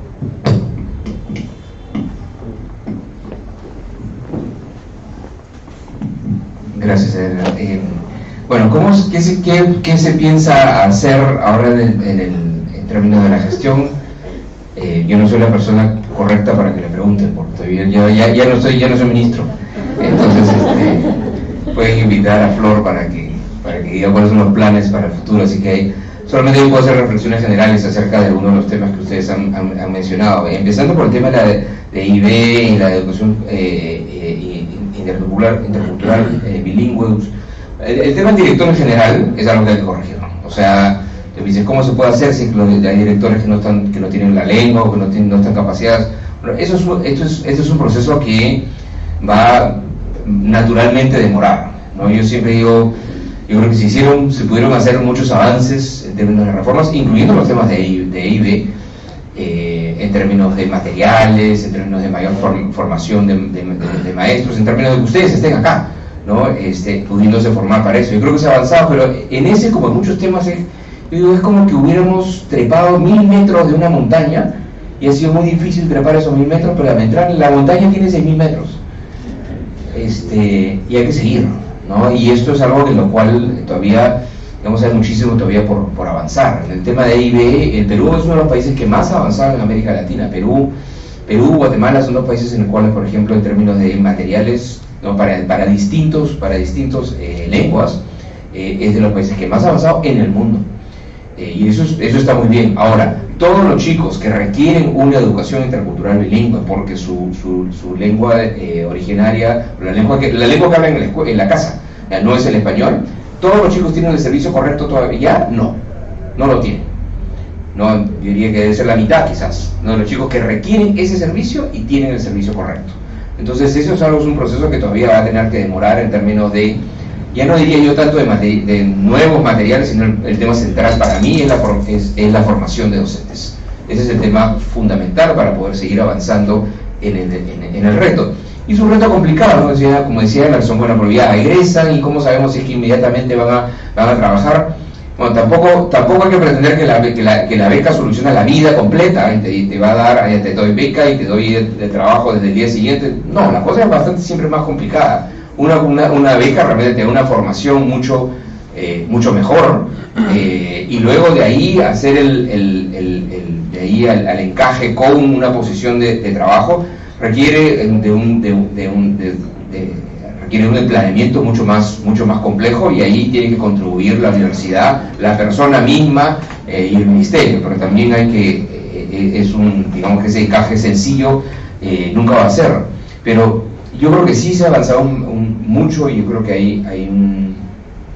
hay un reto por mantener programas de becas que, como decía Ernesto como en su intervención, nosotros tenemos que mejorar la calidad de la educación, y hay mucho por avanzar también todavía en la básica y en la superior, pero tenemos que asegurar que haya oportunidades para todos, ¿no? Y en ese sentido, el que hay un programa de becas en el Perú grande, y que efectivamente ojalá que en el futuro continúe avanzando, es extremadamente importante para asegurar que todos tengan la posibilidad, ¿no?, de una buena educación universitaria, independientemente, ¿no?, del nivel socioeconómico de la familia. Ese es el punto central, ¿no? Y eso es a lo que aspiran muchos países. No es de que hay universidades caras y universidades baratas, está bien, pueden haber universidades caras y universidades baratas, pero a través de políticas de becas o de préstamos, y eso también, la única manera también eso de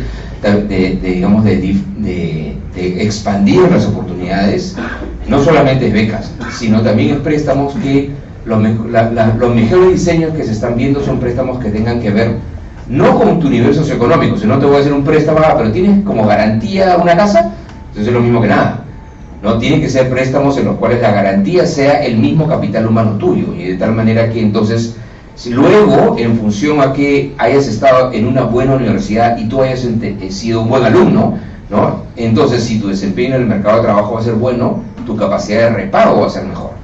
Entonces los mejores sistemas de becas son complejos, pero son más transparentes y más efectivos, son aquellos que están ligados a tus ingresos futuros por haber tenido esa mejor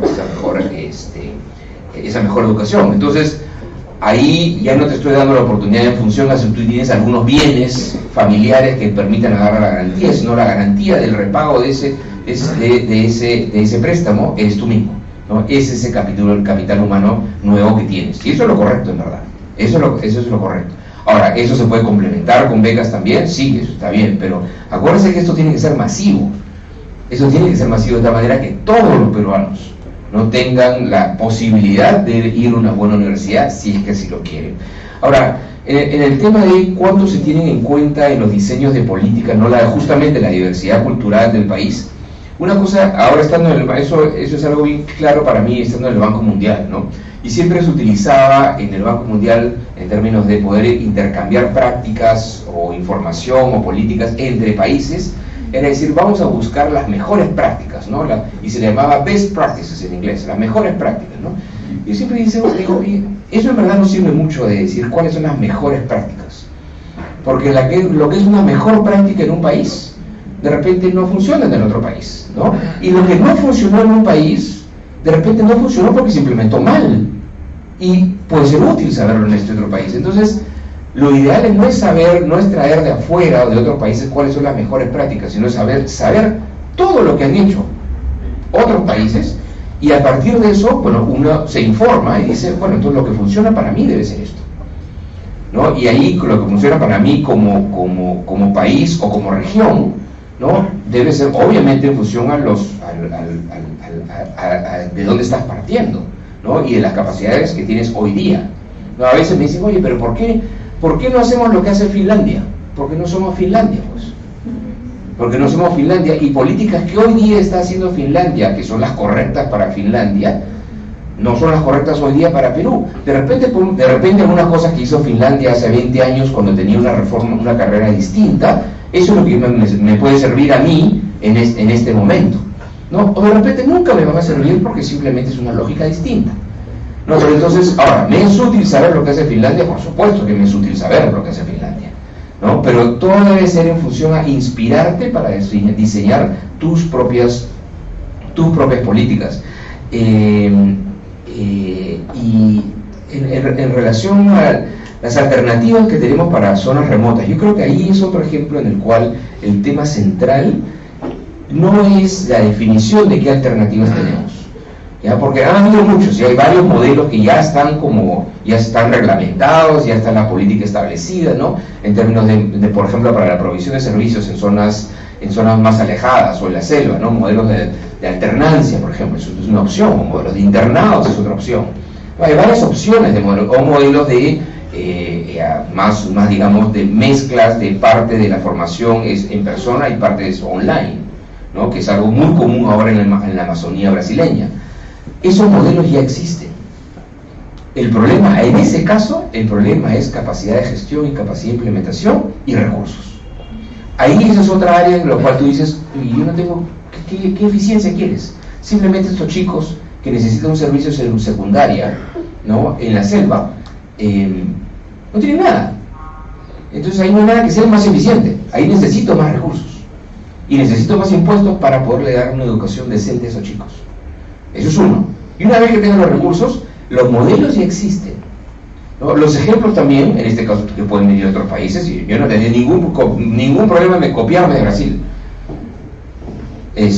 Claro, hay cosas que habrán que adaptar, pero hay muchas cosas que uno puede tomar de esas otras experiencias. Ahí el tema ahorita simplemente es ampliar la capacidad de gestión para poder hacer eso. No hay un tema ahí de que no sabemos cómo se hace, habría que pensar alternativas nuevas, ahí las alternativas están, ya hay que hacerlo. Hay que hacerlo ahora. Yo digo, inclusive cuando tengamos la decisión de hacerlo, fácil no va a ser, ¿no? Los modelos de escuela alternancia son difíciles de implementar, pero bueno, es difícil pues, o sea, ¿quién dijo que la política pública era fácil?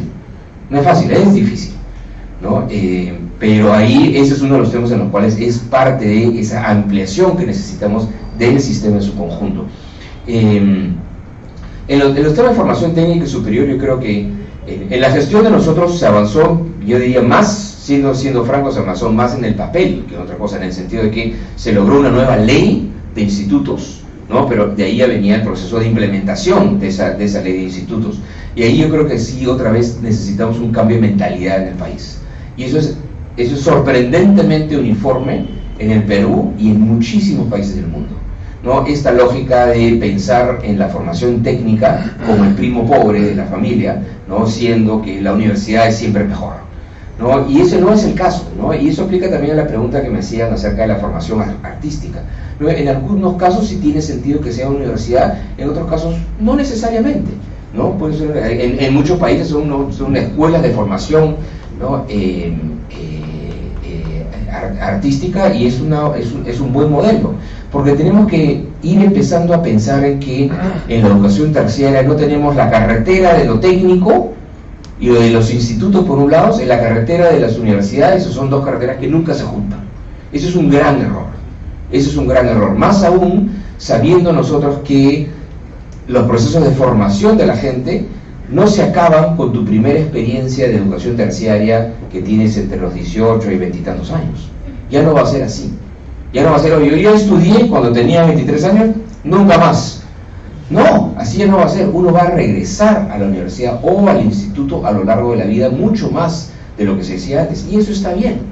Pero entonces uno tiene que pensar en que no es que es la universidad o el instituto, sino, y es una de las cosas que se planteaba en la ley, ¿no? Que hubiera más, como se dice, transitabilidad entre los dos sistemas. Yo puedo estudiar, ¿no? en un instituto 3 años, de ahí me voy a trabajar, y de ahí no, ¿sabes qué? No, yo quiero hacer un bachillerato. Entonces, si hice esta carrera, ¿no? Que tenía que ver con formación técnica en las ingenierías, bueno, ahora quiero hacer un bachillerato en ingeniería en una universidad, o lo contrario, o estar primero en una universidad y luego tener una formación más aplicada en otro tipo de institución, pero esa transitabilidad es algo que todavía no hemos logrado, por un lado. Y segundo, y eso sí lo vemos en la información, si uno mira los observatorios laborales, en muchas carreras técnicas se obtienen mayores ingresos que muchas carreras que vienen de las universidades. No se ofendan que estamos en una universidad acá, pero así es, ¿no? O sea, hay opciones de formación técnica que son como mecanismos de formación profesional tan válidos como de la universidad. Entonces ahí es algo que tenemos que, digamos, integrar mucho mejor. Y quiero cerrar con el tema de, que es una pregunta muy difícil, ¿cuáles son los mensajes y los valores, ¿no? que es bueno y que es necesario inculcar? Y yo creo que ahí tenemos un trabajo permanente y en el cual hay que seguir avanzando tanto en la formación básica como en la educación superior, ¿no? Por un lado están lo que ya siempre se sigue hablando y se habla cada vez más, ¿no?, de las habilidades socioemocionales y las habilidades del siglo XXI, y yo creo que simplemente esos son nombres bonitos para algo que siempre nosotros hemos pedido del sistema educativo, y es la razón por la cual todos nosotros recordamos siempre a algún profesor, ¿no? Todos nosotros recordamos, y a cualquiera de ustedes yo le puedo preguntar, dime el nombre de un profesor en el colegio, ¿no?, que hizo algo o dijo algo o hizo algo que te cambió la vida y te hizo pensar de una manera distinta, que era un buen profesor. Todo el mundo se va a acordar de ese profesor con nombre y apellido. Todo el mundo, ¿no? Inclusive ahorita que tenga 50 y tantos años, tú te acuerdas del nombre de ese profesor. Y ese profesor, ¿qué es lo que te dio? No necesariamente fue que te enseñó matemáticas mejor, ¿no? Lo más probable es que te haya enseñado algo que tiene que ver con la importancia de la perseverancia, del tesón, de poder manejar el éxito, de manejar el fracaso, ¿no? Y esos son los valores que necesitamos dar en las escuelas. Por eso es tan difícil el trabajo del maestro, porque tienes que enseñarle matemáticas y tienes que enseñar a leer, y al mismo tiempo, a través de esos cursos y a través de tu propia actuación, le tienes que dar esos valores, ¿no?, de cómo interactuar mejor con los otros, de cómo respetar los derechos del resto, de sentirte que tú eres un ciudadano que tiene deberes, que tiene derechos, que tienes que tener oportunidades, saber que tienes que respetar el rol del hombre y el rol de la mujer, saber que tienes que poder contribuir al desarrollo de tu país. Esos son como los conjuntos de valores que los tienes que dar en la escuela y los tienes que dar en la universidad también. Y claro, en la universidad lo das de una manera mucho más sofisticada y de una manera además ya mucho más cercana a la acción, ¿no? Ya en el sentido de que, oye, no, cuando nosotros decimos que tú tienes un rol en la formación del país y en el desarrollo del país, ahora es mucho más concreto, ¿no? Ahora que estás en la universidad. Entonces yo creo que ese es un rol extremadamente importante para las universidades y las escuelas como instituciones, ¿no? Pero al mismo tiempo, en verdad, que uno puede decir que eso se tiene que hacer como instituciones, en verdad eso lo está haciendo gente. Y por eso la educación es siempre algo intensivo en la interacción humana, ¿no? Eso lo hace siempre gente, ¿no? Y acá está Fernando Meirán, que fue mi profesor en Economía Política en la universidad, me puso 14. Pero era una buena nota, en la católica siempre las notas son bien bajas, era una buena nota, y siempre me acuerdo, para que vean. Pero uno se acuerda, justamente, de algunos profesores, tanto en la universidad como en el colegio. Y eso esa interacción humana yo creo que es un elemento fundamental para dar todos estos valores, ¿no?, que le damos el nombre, ¿no?, rimbombante de habilidad del siglo XXI, pero eso es lo que siempre la educación tiene que dar, ¿no?, en la medida que la educación es una experiencia, y es una experiencia fundamental en la vida de todos, y por eso el trabajo que están haciendo todos es tan importante. Lo dejo ahí, muchísimas gracias por